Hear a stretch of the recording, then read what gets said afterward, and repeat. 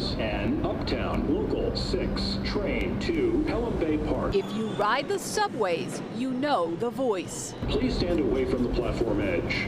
The next Uptown 5 train is 5 minutes away. The personal story behind this classic announcer voice is one of decades of internal struggle, then transformation, and finally peace.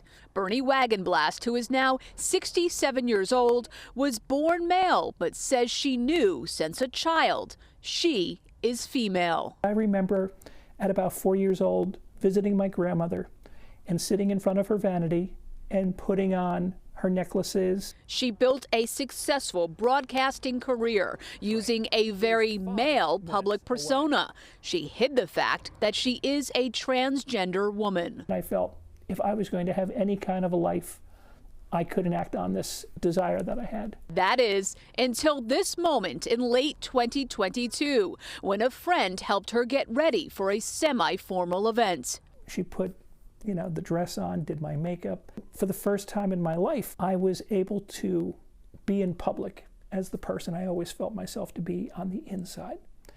And from that evening on, I knew that I needed to socially transition. Only a year into her social transition, Bernie is sharing her story, saying trans visibility is so important, especially when she reflects on how, as a teenager, she had to secretly receive advice from a trans woman via a pre-arranged call at a payphone in suburban New Jersey. Rode my bike up to this payphone and waited anxiously for the phone to ring. And it was such an important moment for me because it was the first time I had ever spoken and shared with someone how I was feeling on the inside. In the 1960s and the 1970s, there wasn't a lot of information that was available. But today there are so many more resources available for the LGBTQ community, including here on West 13th Street in the Village, where their center has existed for 41 years. We have economic justice initiatives.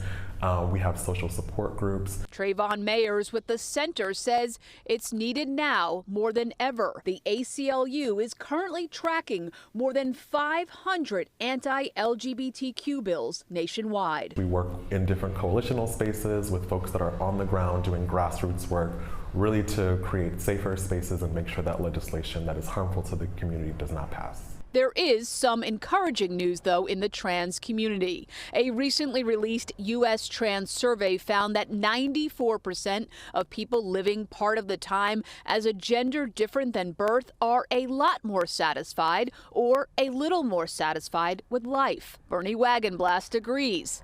There's a beauty to finally living in your own true voice and only switching back to a work voice for work.